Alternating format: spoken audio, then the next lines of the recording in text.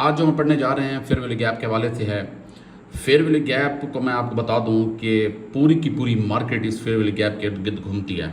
ठीक है, जो बंदा इस फेयर वैल्यू गैप को समझ जाता है, जो इस बंदा इस पर प्रैक्टिस कर लेगा, इंशाल्लाह इसको मैं जो है अगले 2 सेशन में भी इसको पढ़ाऊँगा और आपकी एक एक चीज़ क्लियर करूँगा। ठीक है, और मुझे खुशी होगी कि अगर आप लोग इस पर ग्रिप हासिल कर लेते हैं तो फिर ट्रेडिंग के अंदर आपको जो है कोई नहीं हरा सकता। ठीक है, आप जो है ट्रेडिंग के अंदर सरवाइव कर जाएंगे, ना किसी के पीछे भागने की ज़रूरत पड़ेगी, ना किसी के सिग्नल की ज़रूरत पड़ेगी, और आप एक सेल्फ ट्रेडर और प्रोफेशनल ट्रेडर बन सकते हैं। क्योंकि सपोर्ट, रेजिस्टेंट, ये सारी चीज़ें आपको बताऊँ पुरानी हो चुकी हैं। ठीक है, अब आपने जाना है इसकी तरफ के फेयर वैल्यू गैप को समझना है। जो बंदा इसको समझ आता है तो फिर इंशाल्लाह जो है ट्रेडिंग के अंदर वो मार नहीं खा सकता। ठीक है, एक रेड कैंडल बनती है, उसके बाद एक ग्रीन कैंडल, फिर एक ग्रीन कैंडल। 3 ग्रीन कैंडल के दरमियान जब फेयर वैल्यू गैप बनता है, फॉर एग्जांपल एक रेड कैंडल बनती है, फिर एक तीसरी ग्रीन है, उसके बीच जो फेयर वैल्यू गैप रह जाता है, एक रेड कैंडल के ऊपर जो वीक होती है, ठीक है, और थर्ड ग्रीन कैंडल के जो नीचे वीक होती है, उसके बीच जो गैप रहेगा उसको फेयर वैल्यू गैप कहेंगे। ठीक है, मतलब पहली और तीसरी कैंडल के बीच जो गैप रहेगा उसको फेयर वैल्यू गैप कहेंगे। वो गैप क्यों बनता है कि जब तक ग्रीन कैंडल इसकी वीक को टच ना करे तो वो फेयर वैल्यू गैप वैलिड होगा। मतलब वैलिड से मुराद है कि वो फेयर वैल्यू गैप होगा। ठीक है, जब ग्रीन कैंडल इस रेड कैंडल के वीक को या इसकी बॉडी को टच कर जाती है तो मतलब ये है कि वो फेयर वैल्यू गैप नहीं होगा। ज़ाहिर सी बात है, उसने फिल कर दिया है। ठीक है, उस गैप को।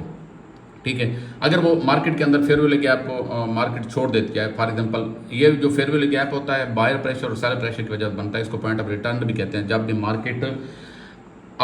मार्केट इस जगह पे आएगी, इसको टैप करके ऊपर चली जाएगी, आपने कंफर्मेशन करनी है कि मार्केट इस जगह पे आए और इसको टैप करके ऊपर चली जाए। जब दूसरी बार उस जगह पे आएगी और माइनर रिजेक्शन होगी, आपने बाय साइड की ट्रेड लेनी है। ठीक है, ये 1 मिनट की ट्रेड भी ले सकते हैं, 5 मिनट की ले सकते हैं, आप 1 घंटे की भी ले सकते हैं, और 4 घंटे के भी फेयर वैल्यू गैप के हवाले से आप इसको यूज़ कर सकते हैं। ठीक है, कोई भी बंदा है किसी मार्केट में बैठा है, ठीक है, इसको यूज़ कर सकते हैं। ठीक है, अब मेरी बात समझें। अगर आपने एग्रेसिव ट्रेड लेनी है, जैसे ही फेयर वैल्यू गैप आपको बनता हुआ दिखा, तो आपने कहाँ पे मतलब उस जगह पे अगर मार्केट आती है तो आप अग्रेसिव ट्रेड लेना चाह रहे हैं तो आप ट्रेड ले सकते हैं। ठीक है, अगर आप कंफर्मेशन के साथ अच्छी ट्रेड लेना चाह रहे हैं तो मार्केट एक दफ़ा टैप करें, टैप करने के बाद दोबारा उस जगह पे आए तो उस जगह पे आपने ट्रेड करनी है। ठीक है, ये जो होगी, अगर ये ऑर्डर ब्लॉक और फेयर वैल्यू गैप एक साथ बनते हैं तो वो ज़्यादा पावरफुल हो जाएगा फेयर वैल्यू गैप। ठीक है, वहाँ पे आपकी ट्रेड भी तगड़ी हो जाएगी। ठीक है, इसको जाके हम जो है चार्ट पे देखते हैं। देखें, ये रेड कैंडल, ठीक है, उसके ऊपर वीक है, ग्रीन कैंडल बनी, तीसरी ग्रीन कैंडल रेड कैंडल के बीच अब गैप रह गया है। ठीक है, अगर इस ग्रीन कैंडल की वीक नीचे बनती, इसको टच करती तो ये गैप ना होता। ठीक है, अब देखो इसके बीच, इस कैंडल के वीक के बीच और इस ग्रीन कैंडल के नीचे जो वीक मतलब बॉडी है, वीक नहीं है, तो ये गैप रह गया है। अब इसको फेयर वैल्यू गैप कहेंगे। जब भी मार्केट इस जगह पे आएगी तो आपने वहाँ पे ट्रेड लेनी है। मार्केट ने आगे जाके अच्छा, एक बात का ख्याल रखना है, जब भी फेयर वैल्यू गैप को मार्केट ब्रेक कर जाए तो आपने ट्रेड नहीं करनी, ना रिवर्सल की ट्रेड करनी है। ठीक है, ना ब्रेकआउट के बाद आपने ट्रेड करनी है, ना कंटिन्यूशन की ट्रेड करनी है। ठीक है, आपने रुक जाना है। जब ब्रेकआउट के बाद मार्केट दोबारा उस जगह पे आए, रिटेस्ट करने आए, तो आप डाउन साइड की ट्रेड ले सकते हैं।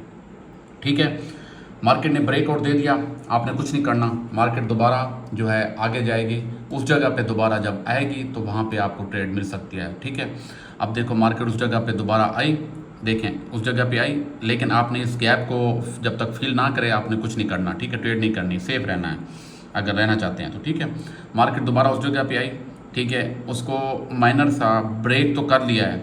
ठीक है, माइनर सा ब्रेक किया है, ज़्यादा बॉडी के साथ ब्रेक नहीं है कि तो इस जगह पे आप ट्रेड कर सकते हैं बाय साइड की। ठीक है, इसी तरह आप जब दोबारा मार्केट इसको ब्रेक करके ऊपर आएगी रिटेस्ट करने, रिटेस्ट का मतलब ये नहीं कि इसको ब्रेक कर जाए, रिटेस्ट का मतलब है कि मार्केट जो है ग्रीन कैंडल जब इसको रिटेस्ट करे और जो इसकी बॉडी इसके नीचे क्लोजिंग दो, तब जाके आप रिवर्सल की ट्रेड कर सकते हैं। जैसे देखिए मार्केट ने इसको ब्रेक किया, मार्केट जो है रिटेस्ट करने के बाद दोबारा डाउन साइड की तरफ आई, मूव किया। ठीक है, ये फिर फेयर वैल्यू गैप बना, रेड कैंडल और तीसरी ग्रीन कैंडल के बीच, दूसरी ग्रीन कैंडल के बीच क्या हुआ, फेयर वैल्यू गैप बना।